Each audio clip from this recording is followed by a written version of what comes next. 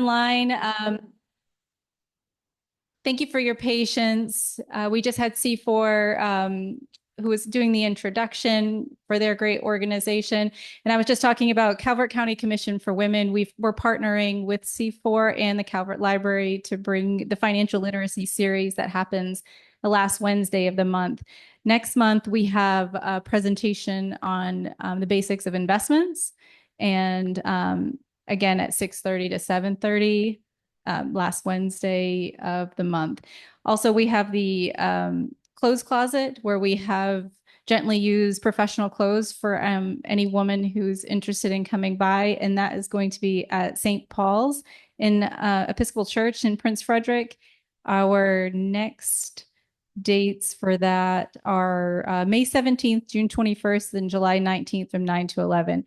So because we are kicking this off late, I'm going to turn it over to our economic development, Calvert County economic development professionals, Nicole White and Kathy MacAdams. Thank you so much. I'm not used to speaking in a microphone, so this will be kind of weird for me. But my name is Kathy MacAdams, and I'm the Business Retention Specialist for Calvert County Economic Development. I've been there 7 years, and before that, I was a business consultant for the Small Business Development Center, and I worked for the College of Southern Maryland. I actually taught this class in a business planning class for CSM.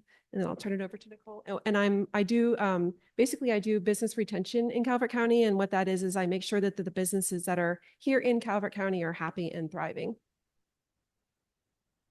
Good evening, everyone. Nicole White, Business Development Specialist with Economic Development. I specialize in helping new businesses or expanding businesses that are trying to come into Calvert County, making sure they get on the right path forward. And I have been in the county for 11 years working for Calvert County government. Previously, I was with Inspections and Permits, Commercial Permit Coordinator. And then prior to that, I was with the state of Maryland with environmental health for 9 years. So I look forward to our presentation tonight. So I'll do a couple housekeeping things. Nicole and I are going to share slides. So I'm going to go first and then Nicole will step in. We both have our specialties and we wanted to make sure that, we were both up here trying to teach you guys.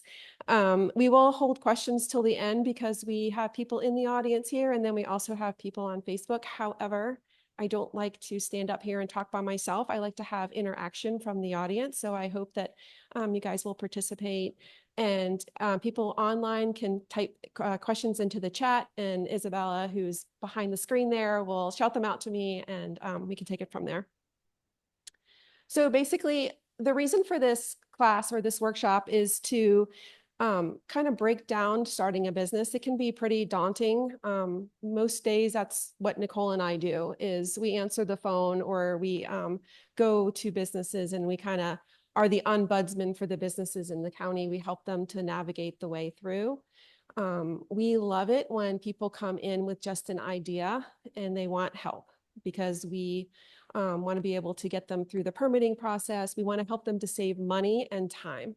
So really quick, I want to ask a question to the people in the room, and if people want to chime in online, I would like to know what inspired you to attend the workshop and what do you hope to learn today? So I'll start over. Go ahead. The question? Sure. I just want to know what inspired you to come and what do you hope to learn? So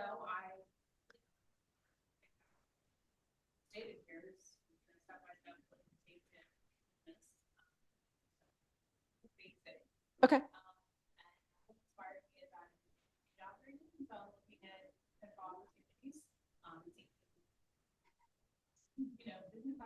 Great. All right. Go ahead, Marvin. I already know Robin, so.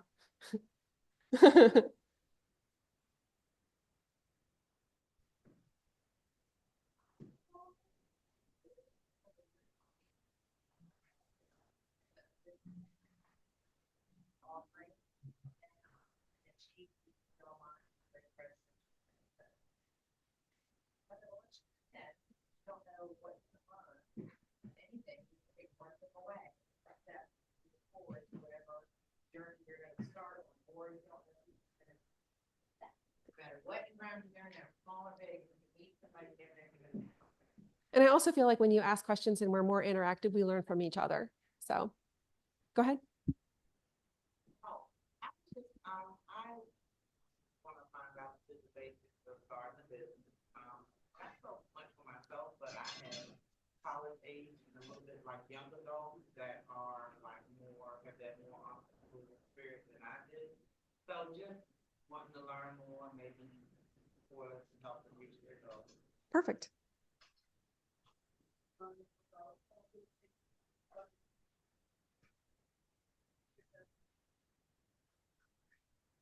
Perfect. Thank you.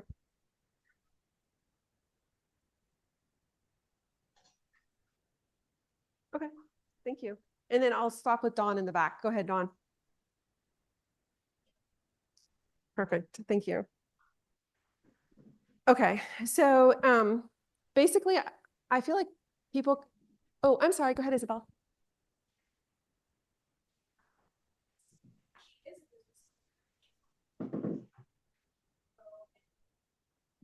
Perfect. Thank you. Thank you for sharing, Jenna. So basically, the introduction is, I feel like a lot of people that come into us, they feel lost and they don't know where to start. They feel overwhelmed. We're going to go into some business planning in this class because I feel like everybody kind of needs one. But we want to help you to break it down into bite-sized pieces so you can manage and you can get to your end goal. So the purpose of the presentation is to clarify, to simplify, and to give you local resources where you can connect. Gracias. And we'll go to the next slide. So the business plan. I'm curious if there's anybody here who has started or has completed a business plan. Oh, yay. Okay. Kelly in the back has completed a business plan. Did you find it to be overwhelming, or what was the hardest part, would you say? Yeah.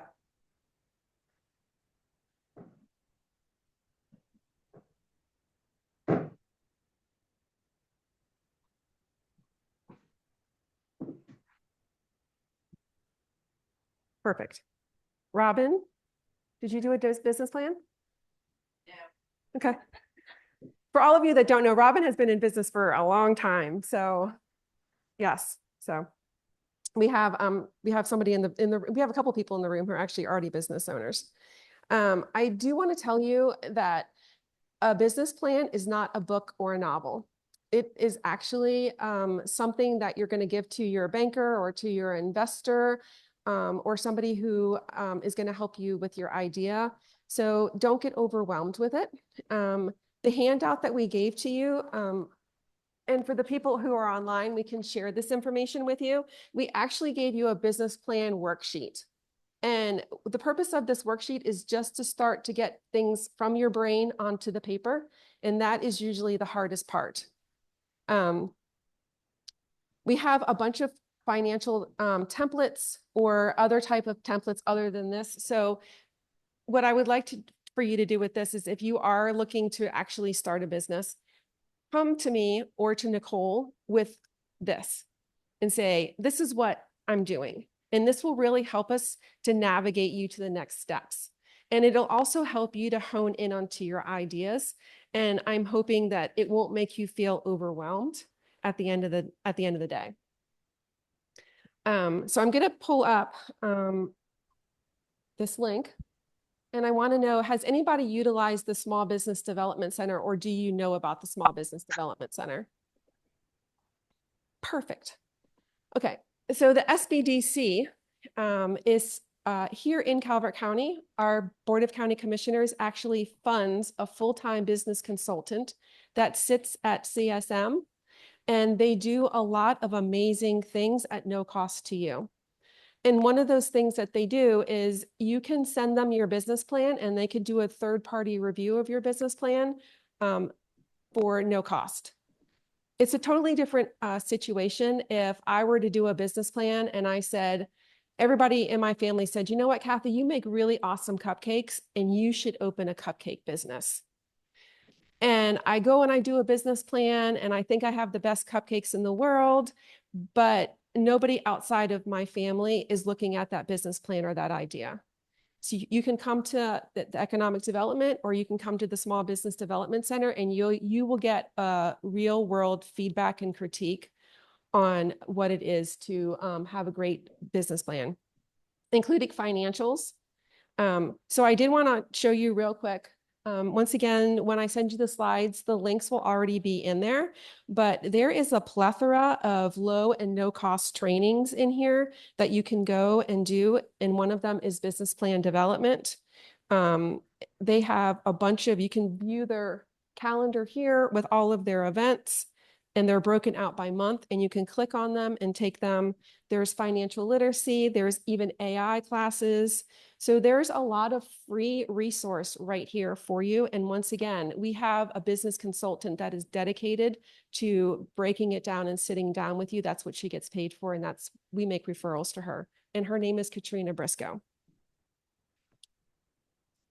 Okay. So the next thing I wanted to point out is, hold on. I apologize for this. We have notes with links on them and we couldn't split our screen. So I'm having to toggle back and forth. So I appreciate you guys giving me your patience while I do that. Another thing is, does anybody know about your NAICS code, or have you ever heard the word NAICS code, which is the North American Industry Classification System? Robin knows. Yay. Thank you, Robin. Thank you for coming tonight. Sheba, you should have raised your hand. Okay, basically, your NAICS code is going to tell you, it's a code that's going to tell you exactly how your business is classified. So let's take my bakery example. And it's going to, sorry.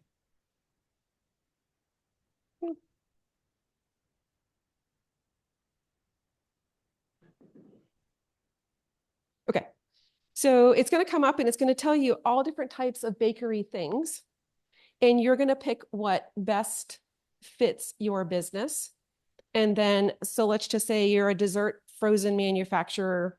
So your NAICS code would be 31813. I'm sorry, I actually clicked on the wrong one. But then you're going to have like correspondence things that go with all of those NAICS codes. A lot of people ask me, where do I get information about my business? So I'm going to be a baker that's going to make donuts. You can actually take your NAICS code and you can do a lot of free research based on those codes.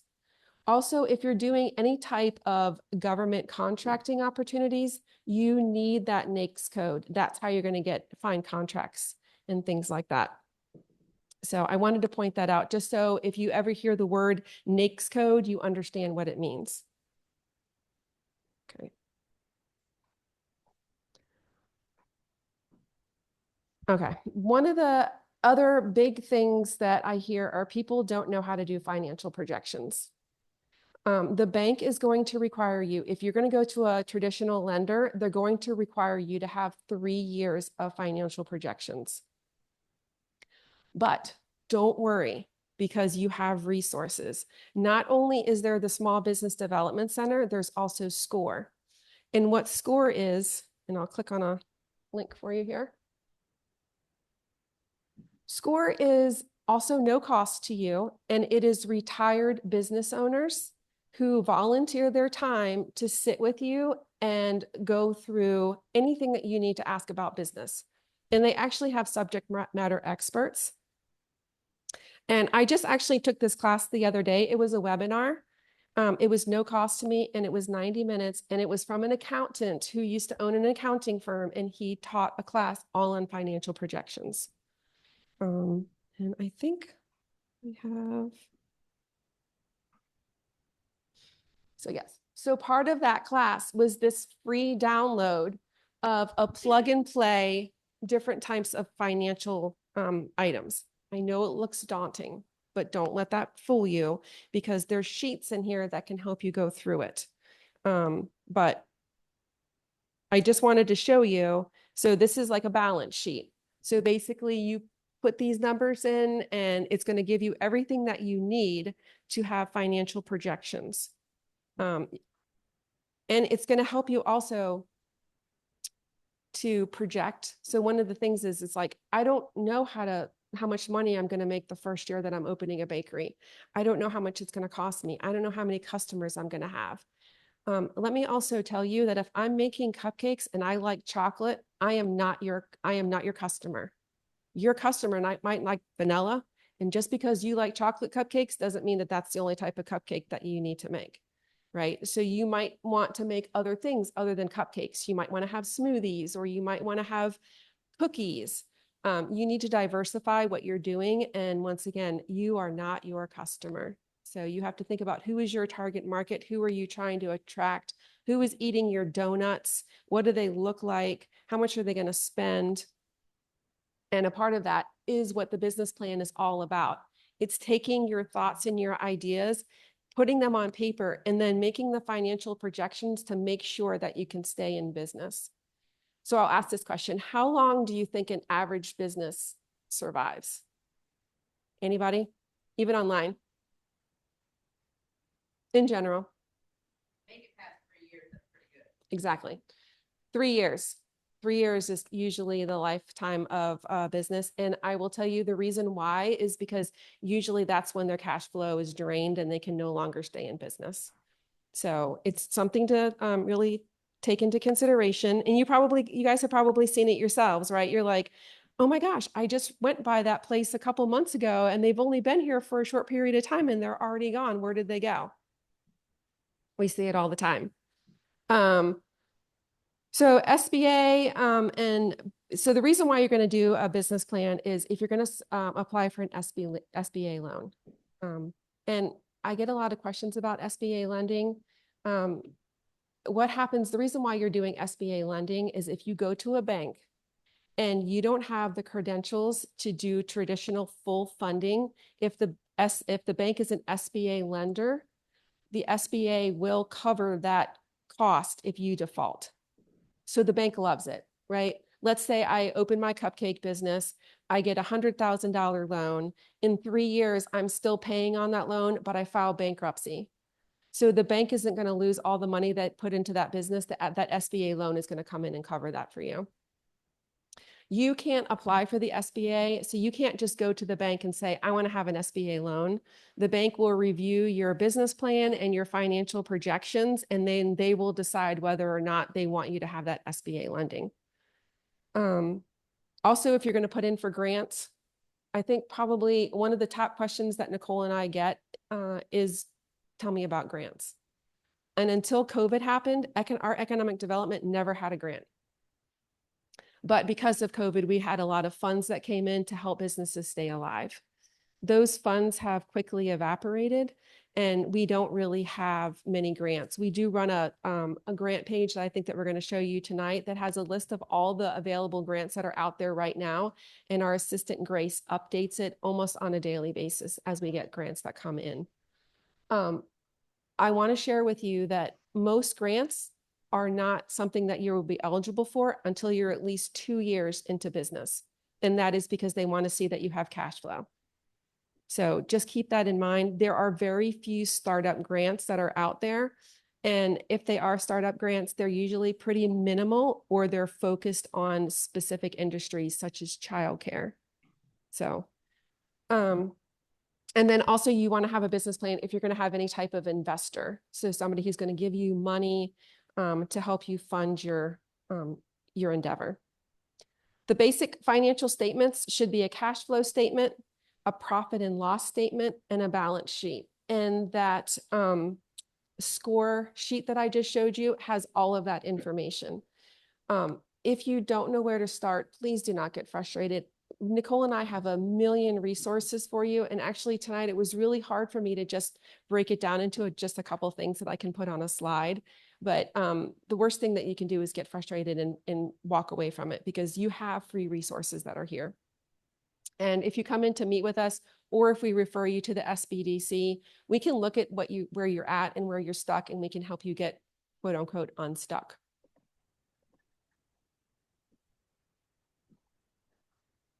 Okay. Before I go to the next slide, well, I'll go to this and then I'll come back to something else. Setting up a business entity, there's different options. So Robin, what are you? 2 different ones. Okay. All right. So both of them are on here. Kelly, do you have anything set up still? An S corp. Okay. And do you have anything set up? You're a sole proprietor. Okay. Dawn, do you have anything? An LLC. Okay. So we kind of ran the gamut in the room today. Is there anybody online that wants to share? Are they anybody that has set up? Okay. So you probably already know this, but the easiest form to set up is a sole proprietor.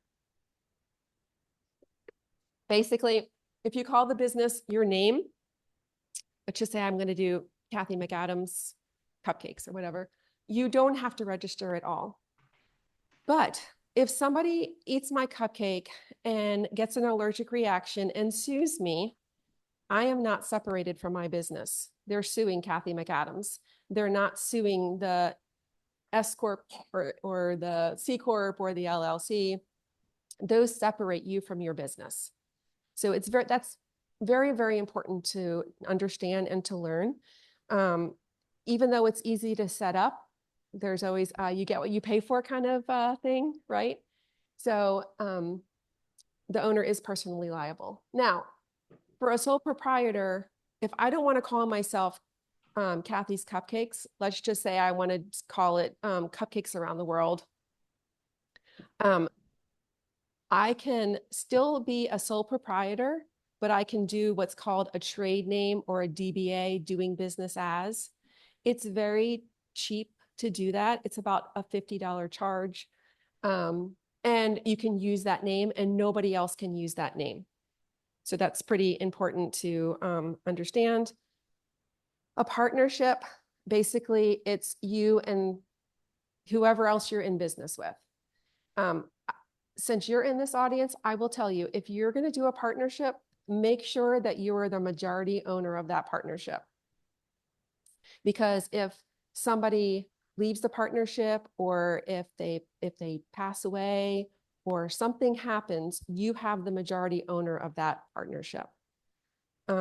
There is a lot of controversy with partnerships. Usually if you go into a partnership with your best friend or your family and something doesn't go right, you're not talking to one another at Thanksgiving or Christmas, and it can make things very awkward.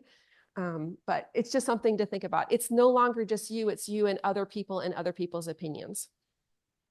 Okay, I put the limited liability in blue because it's usually what people do, what they start off with. You can always start off small. Let's just say, I'm not ready to do an LLC. I want to start off as a sole proprietor. And then as my business grows, I want to go into something else. You can always change the entity. So you can start off as a sole proprietor, operate like that, and then reevaluate your business as you're growing to figure out what you want to do.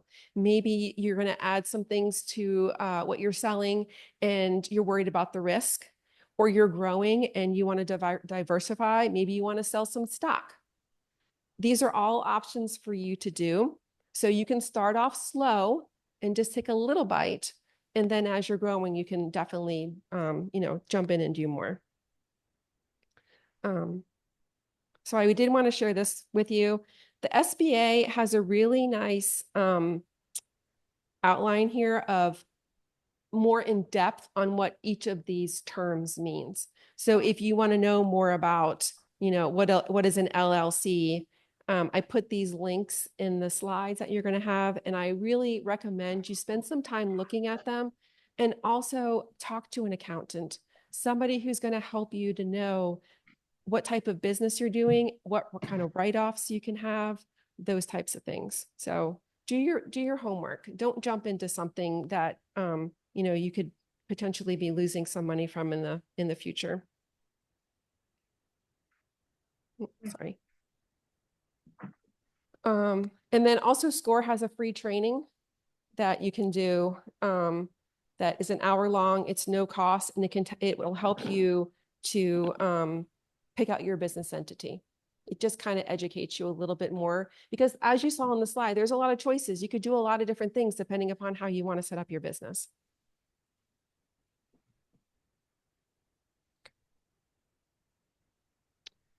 Okay, this gets to the register your business part. Okay, how many people have you guys ever been into SDAT, the Maryland Business Express? Okay, this is going to do a lot of things for you. First of all, let's just say that I want to know if my business name is available. I have been, since I was 12, I knew that I wanted to have a cupcake business, and I wanted it to be the name Green Cupcakes, just because green is my favorite color. Oh, I can't spell, sorry.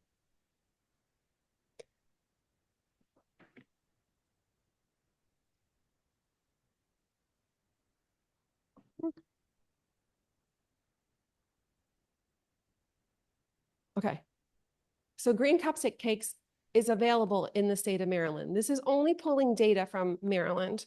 Now, if I take the word cupcakes out and I just put green in here, sorry.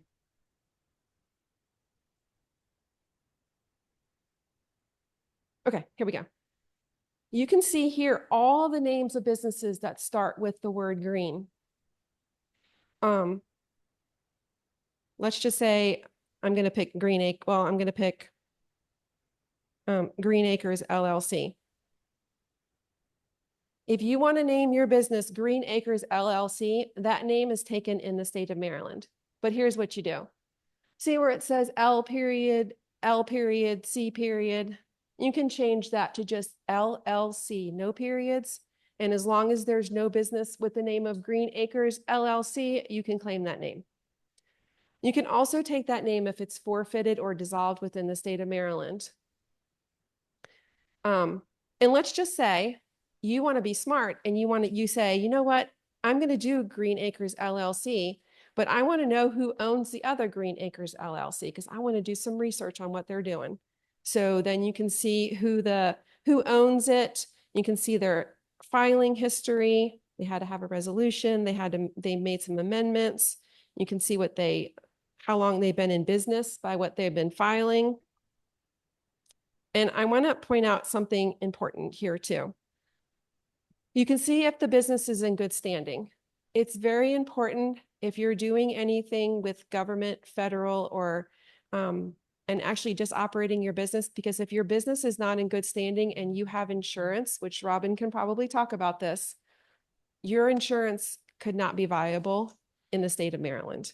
So it's very important for you to make sure that your business is in good standing. And you can check that here. And basically what happens is if you're not filing your returns, your business will go out of good standing. But don't worry, because if you just file the return, you can go back into good standing within a period of time, and hopefully you don't get a penalty. The other thing that I did want to point out about this is you might have seen something that's called a registered agent, which is on here. And in this case, Marcia Nass is the registered agent. And I'm thinking that she's probably the owner of the business because it has the same number as the principal office. And a lot of people think that they cannot be their own registered agent, or they have to hire a law firm or something like that. And that is not true. You can be your own registered agent and you do not have to pay somebody. But you have to be prepared, because if something happens to your business and you get sued, they will serve you at your place of business, and you are going to be acting as that registered agent. So a lot of people kind of are fearful of that, let's just say that I own a doctor's office and I'm getting served. I don't want people coming to my doctor's office and seeing me get served, because that's not really good for my business. So they have a registered agent, and they usually pay a lawyer or pay somebody, an accountant, somebody who will do that for them. But just keep in mind, if you're just starting out and you don't want to pay for that, you can be your own registered agent. And just like we talked about, you can change who your registered agent is as you're growing. So Maryland Business Express also does a lot of things for you, a lot of things for you. You can register your business here. You can pay your taxes here. You can do your personal property things here. You can do a plethora of things. So this is something that you want to bookmark And once again, once you guys get the slides, it'll be here for you. And if you have questions, please reach out. I'm happy to help you. Okay. So the other thing, we talked about the business name. The other thing I want to talk about is your EIN or your FEIN. You'll hear it two different ways. If you hear EIN, it means the same thing as an FEIN. Okay. It is a federal, it's a federal number. Sorry. And guess what? It's free because they want you to pay your taxes for it. So you can apply for an EIN right here. You'll get it instantaneously. It doesn't cost you anything once again. And let me tell you, there is a kind of like a method on how you're doing things, right? So what you're going to do first is you're going to file your LLC or whatever your corporation or whatever your business entity is. That's step one. And then in order to get your FEIN, I don't know if you guys noticed this, but when I went in here, you can see that there's letters. A W is an LLC, a T is a sole proprietor. That's going to be your unique number. And when you go to get your FIN, you're going to put that number in to get your FIN. So that's step 2. Okay. Depending upon what type of business you're doing, I don't think Robin, because she is insurance, right, needs to have sales and use tax because she's just a service-based business, right? But if I'm Kathy's Cupcakes or Kathy's Green Cupcakes and I'm selling cupcakes, I need to have a sales and use tax. Okay. Once again, it's free because they want you to pay the sales and use tax. The business pays a percentage. So that's step 3. So you file, you get your EIN, and then you get your sales and use tax, because on that sales and use tax form, you have to put your FIN number. Also, you need, in order to get a bank account, which is going to be probably a big step that you need to take. You want to separate your personal money, your personal accounts from your business accounts. Do not commingle. Okay. And when you go to the bank, they're going to ask you for your FIN number. And basically that's because they want to make sure that you're an established business. Okay. I'm talking a lot. Do you guys have any? Or I guess we'll have to leave questions to the end. I'm sorry. Okay.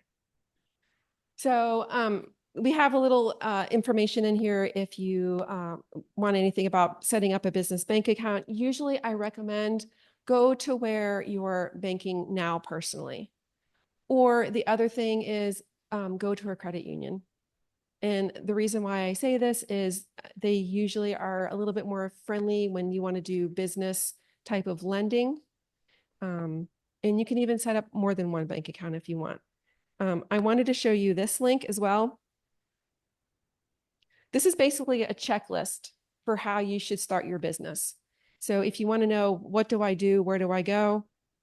It's right here for you. And you can have like a step-by-step. It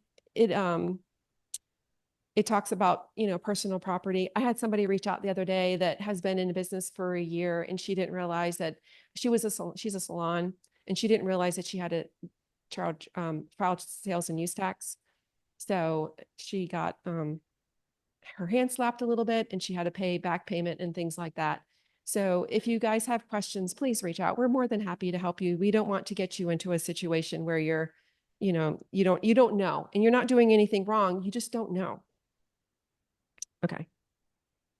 So Nicole is you're gonna take over understanding use and permitting. This is Nicole's thing. So I'll let her speak for a while, and you guys can hear somebody. All right. Hello, everyone. I'm just going to kind of fill you in on understanding zoning and permits. As I mentioned before, I have about 9 years of being with inspections and permits for Calvert County government. So I have some experience with commercial permitting. So I kind of want to just go through a couple of things that are really important to understand. To operate a business out of a brick and mortar, which is commercial space, or if you're wanting to do a home-based business, you may be required to obtain a permit for that, depending on the type of business. One of the things that we always really highly recommend before signing a lease to any commercial space is to make sure that you make it contingent upon use and occupancy permit approval. Excuse me.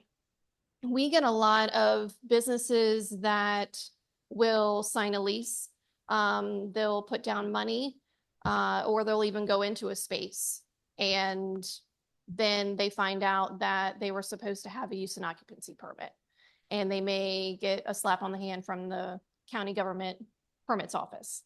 So we just want to make sure that you're clear and understand that you make any type of lease agreement contingent upon use and occupancy permit approval. Part of making sure that the space that you're looking at is zoned is to make sure that you take a look at the zoning requirements for Calvert County. There is a link. Let's see if that's on here.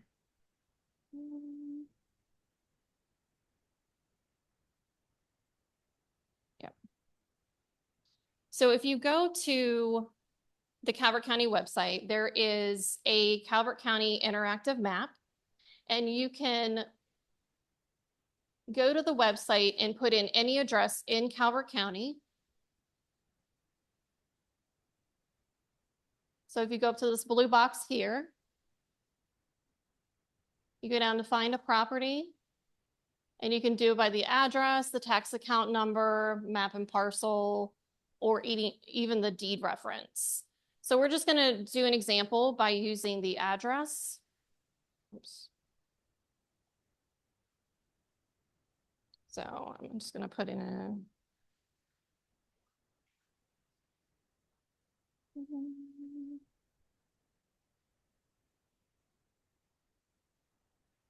Now there may be a building that has multiple units in it, so you might see something like this. You can just click on one of them. It's all going to be in the same area. What this is going to do is this is going to zoom in on that property, and it's going to tell you all this information over here on the left-hand side about this piece of property. It's also going to identify how it is currently zoned under the Calvert County zoning ordinance. So this is zoned what's called I-1. What does I-1 mean? That means it's a light industrial mixed use. If you go to the Calvert County zoning ordinance, it'll break it down even further for you. It'll tell you, let's say your use is manufacturing. It'll actually break it down for you and say, this is either a permitted use in the I-1 zone, or it's a special exception, or it's a conditional approval, or it's not permitted at all.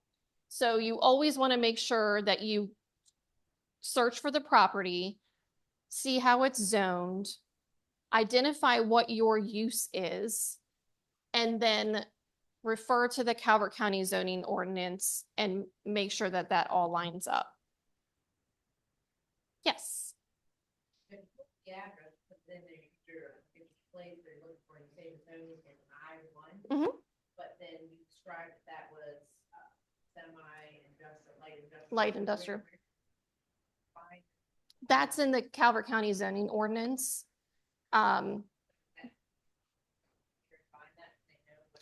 It is on the Calvert County website. Let me see if I've got the back here. Yes. So it is on the Calvert County website under planning and zoning.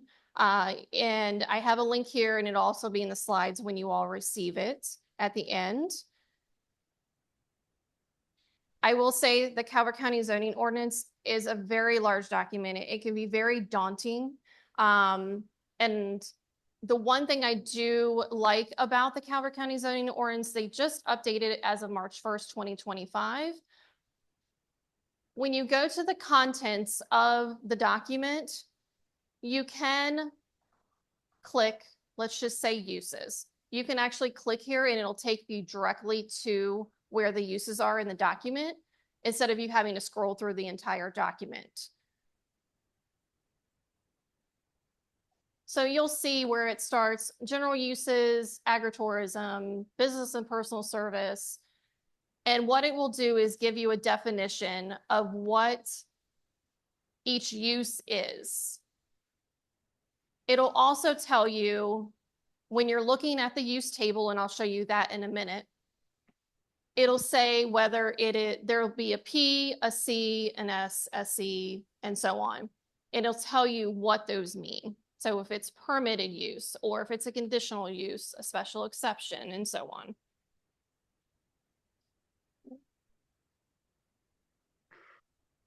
I'm gonna go back up here for a minute. Sorry. Really fast. Just want to find the table so I can show you all what that looks like.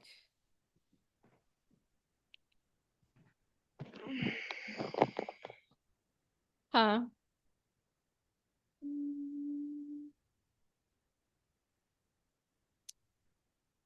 I may just have to go here and scroll down. Excuse the scrolling. I apologize. Okay, stop here. So this is what the zoning table looks like. And at the top, you'll see where it says outside town center uses. So there are 7 town centers in Calvert County: Prince Frederick, Dunkirk, Owings, Lusby, Solomons, Huntingtown. Yes. So there is a separate table for anything that's within the town center areas. This is strictly for outside town center. So for instance, automobile filling station. And I'm sorry, I can't even see that. So automobile filling station is, it's blank all the way across. So that means that it's not permitted in any of the areas.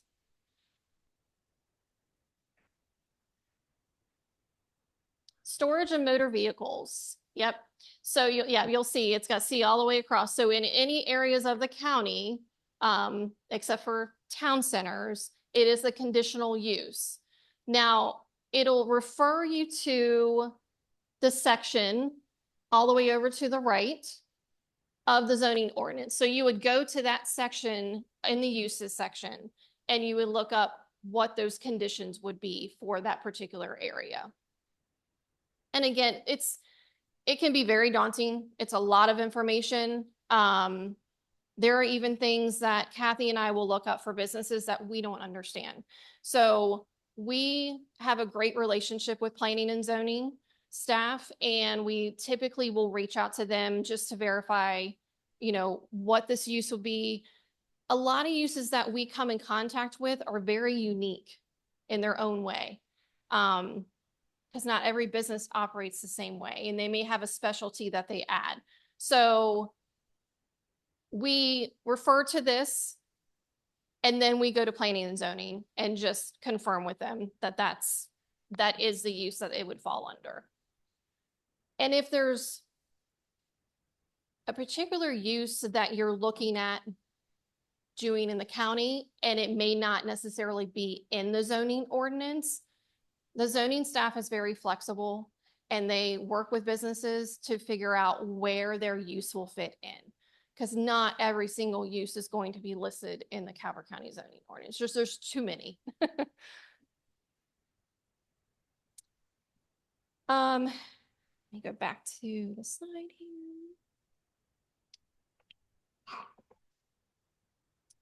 In addition to the Calvert County zoning ordinance, you have the municipalities, which are Chesapeake Beach and North Beach.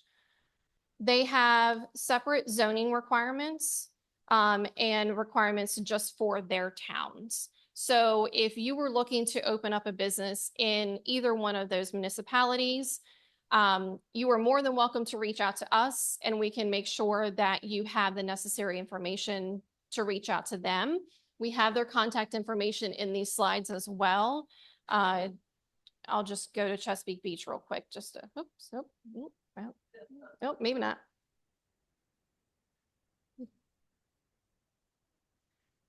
Bear with. Oh, okay. Let's try this again.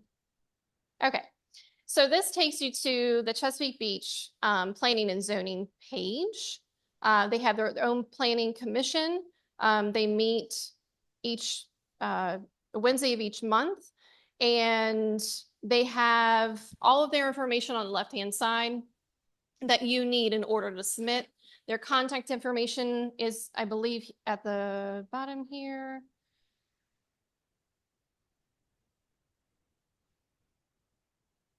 Yeah, all their contact information is on here. You would reach out to them directly to apply for a use and occupancy permit.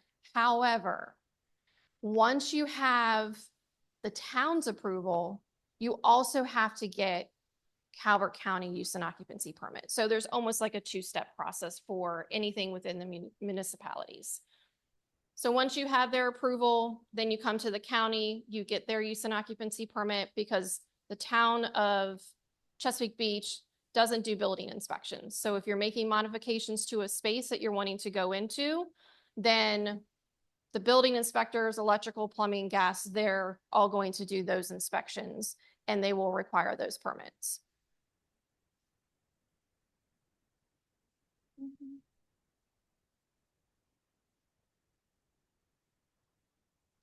So obtaining required permits.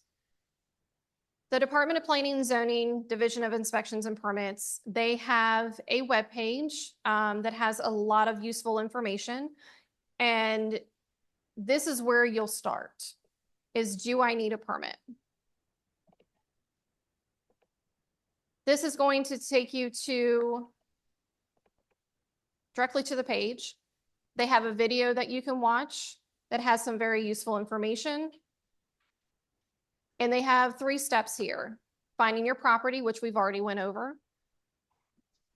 And this will take you directly to that link that I showed you earlier. Finding your work type, so your description of work. So this will show you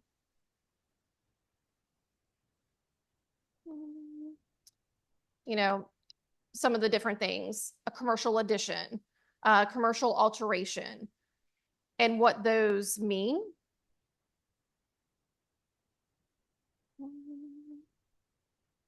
And then step 3 is submitting your permit application. You can submit your permit applications in person at their office at Inspections and Permits. You can also use the online Encompass portal to submit applications as well.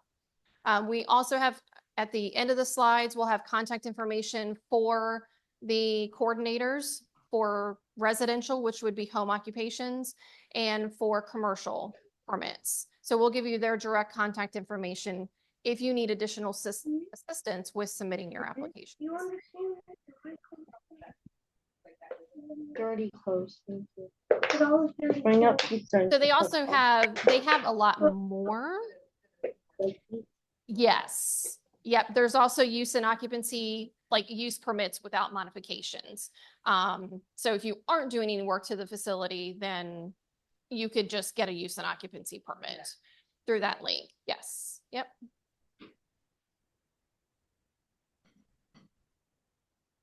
And there are certain home occupation permits that don't require permits. It is in the Calvert County zoning ordinance as well. So if you have, let's just say, an online business, it used to be that you had to have a home occupation permit for almost anything. Now they've made the changes to the Calvert County zoning ordinance where if you are doing an online business, but as long as you are not having any customers coming to the home, or you are not, you don't have, you're not storing anything, you don't have appointments or anything like that, then you don't need a permit. But again, we aren't planning and zoning, so we always want you to go to the Calvert County zoning ordinance and go to planning and zoning and inspections and permits to verify that your business does not need a permit. The other thing about obtaining required permits is the Code of Calvert County. So you will need to make sure that if you're doing work in your home or in a commercial space, that you are following the Code of Calvert County. There are code requirements for building, electrical, fire, gas, plumbing, grading, life safety, livability. All of the current codes are listed on the Calvert County website. There are links to them. And your point of contact for this information would be inspections and permits. And you could speak with any of their inspectors on site or the division chief there, and they would be able to assist you with any questions regarding codes.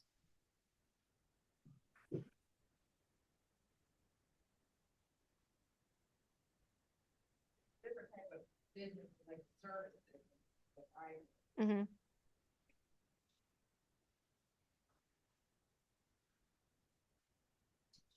Right. License in addition to. Right.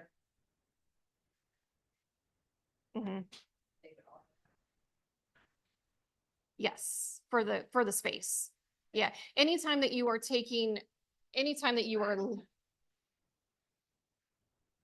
is it out of a commercial space? Okay.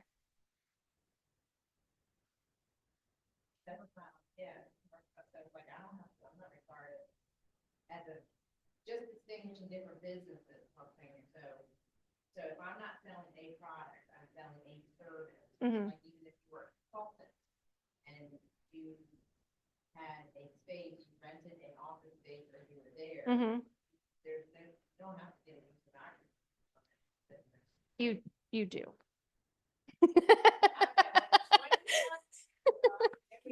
But that was 20 some years ago, so I and it could be, yeah. There you go. Yep.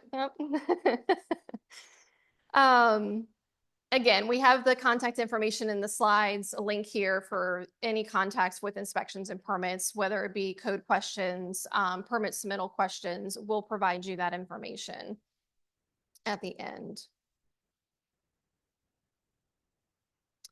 So licenses and taxes. I will tell you, I am not a tax professional, so I am just going to provide you some information, just an overview of links and information that will be of use to you, be very helpful as you plan your business moving forward.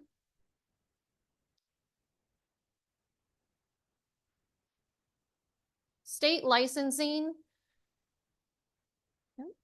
Give me just a second. I'm ahead of myself. All right.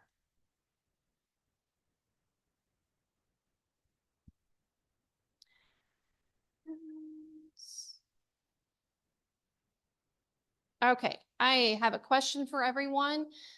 So does every business need a license?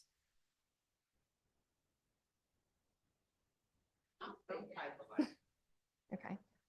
So not every business needs a license, but many do, especially those in food service, childcare, retail, personal care, like salons, and construction. So can anyone name a license you would obtain from the Calvert County Clerk's Office?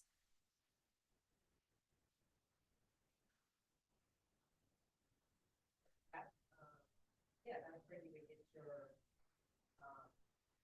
you can sales, like, sales, or sales, like, you're selling, like, your repair shop. No. Somebody said. Traders? Is that what you're looking for? Yeah, so there's trader's license, there's vendor's license, tobacco retail, and construction and home improvement licenses are some common license types. Why does a business license matter? Legal requirements to operate, ensures zoning compliance. So normally if you would go to the clerk of the circuit court, they used to, I don't know if they still do, but they usually had like a little checklist and it was like 1, 2, 3 steps of what you would do. Part of that would be your licensing, part of it would be assessments and taxation, part of it would be your permits. Yes, Dawn.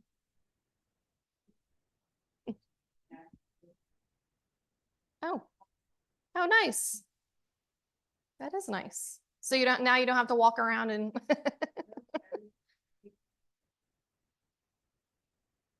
Good. Always improving. So legal requirements to operate, ensure zoning compliance, helps local governments track and support businesses, and avoids fine and shutdowns. So who issues the licenses? The clerk of the circuit court, Comptroller of Maryland, Department of Assessments and Taxation, and the Calvert County Treasurer. So your application process for state licensing, you're first going to need to gather your information, your license type, your business info, inventory amount, and corporate information. You need to make sure you sign the application. That's very important. Get approvals, planning and zoning, assessments and taxation, and the treasurer's office. And then once you have all that, you're going to submit it to the clerk and you're going to pay your fees.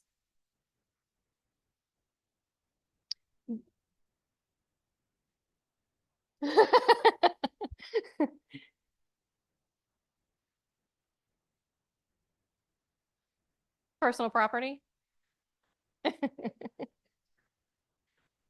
Yeah. All right.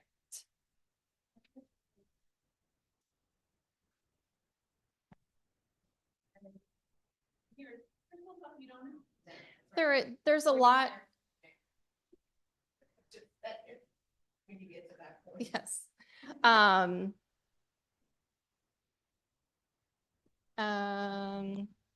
Which one is, let me see. Which one?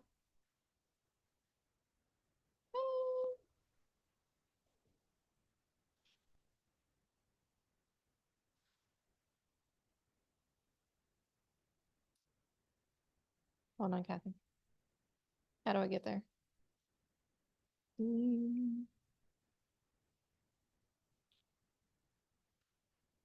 Is it?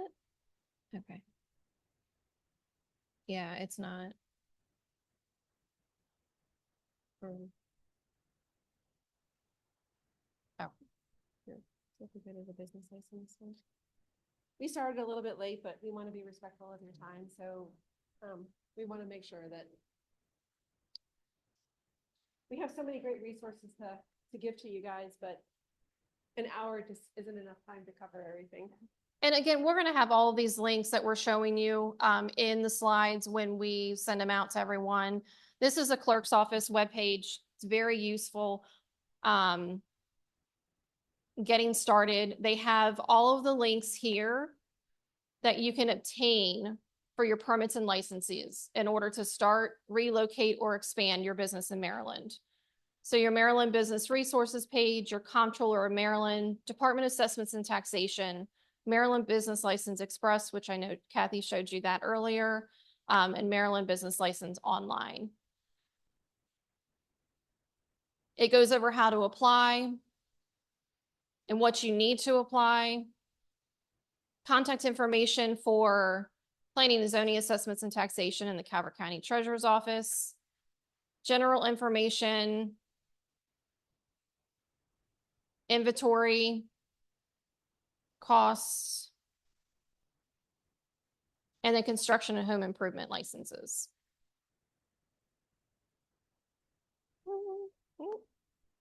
What happened, Ken? And I know, Chesapeake Marketplace, that's interesting, so you can get like, then there are marketplace with like the state letters, that little antique store and all that. Go back. So like you can rent a booth there, they'll give This- you the, the self stuff or whatever. Show me that's right now. But then they'll give you a piece of paper to show how you Okay. have to actually get like a license just to, yeah, just to like have your little booth there, but then they kind of did it for you, figure out this is where you go, Calvert County website, get this license and then do this thing. And I'm like. Mhm. Because they take all the taxes out, but oh, it's kind of cool. They don't think you don't be there. stuff up and they give you the number and, but same thing, you're still selling something that's on it for you. And then Right. they just stop stuff for you, but it's not bad.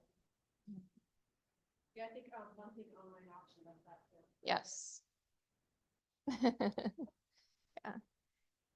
Yes. So there's information on business tax basics that you'll, we've got links here for you that you can refer back to. And I will let Kathy go into the funding and financial resources. Thank you all very much. We're running late, so I already talked to you about the SBA lending. It's an opportunity for different types of funding. There's Maryland finance programs, and then, like I told you, we set up a page that has a list of all the current local grants and incentives. So if you're looking for grants or opportunities, you can click on here and get that. If you're looking for out of the box funding, we can do some research for you. If you're not looking to go to a traditional lender, let us know. And then how can economic development help? We do a lot of like really, really fun things in our community, including, ribbon cuttings and anniversary celebrations. We don't sit behind the desk at our job. We're out in our community and doing things. And there's some really fun things that are coming up that we have flyers for. We're doing a really cool Google event, and we're having somebody from Google come here and talking to you about AI. So before I sign off tonight, we did give you some additional links in the handout that we have, and the people who are online will send this to you. But I wanted to point out, when you're doing your research for your business plan and you're looking for, who's my target market, who is my demographic, all of that marketing research, there's links in here for you. But one of the things, and I'll sign off saying this, if you're not using ChatGPT, use ChatGPT. You can put in here, I'm opening a bakery, give me a marketing plan for a bakery, and it'll spit out a marketing plan for you like that. And it's free. So, and it's what we're doing in the future. So it's here, it's coming. And if you're not doing it now, you're doing yourself a disservice. So keep that in mind. I have it here. It's basically, I'm going to ask you what can I help you with? And I can just say marketing plan,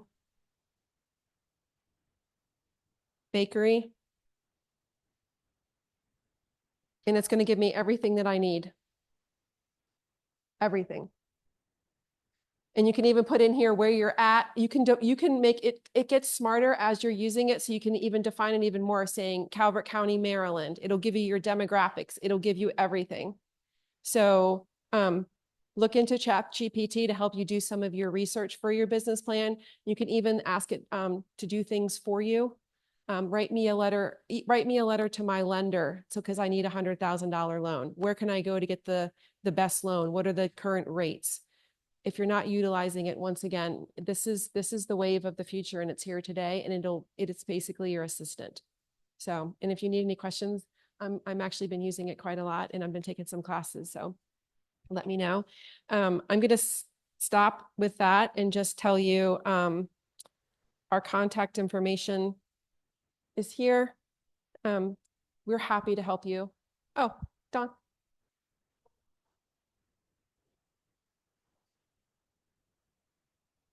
Yeah, so we have flyers here. Coming up, we're having a business after hours. I have the resource day. We're having the Google expert. And we also have a link to our website on here, and it's the Scan Me here. And we have a calendar of all of our events. I will also say that we have tourism in our office and agriculture. Hillary does a great job of updating our tourism website. So if you're just looking to do something on a Saturday afternoon, you're not sure what's here, you can look on our website and it'll give you a plethora of information. And you can even put your events or things that you're doing on our website as long as they're approved. So lots of information. I could stay here for 3 more hours with you guys because there's so many cool things to share. But I know that we went over our time. I appreciate you having us this evening, and I hope we simplified things for you. And please come and see us.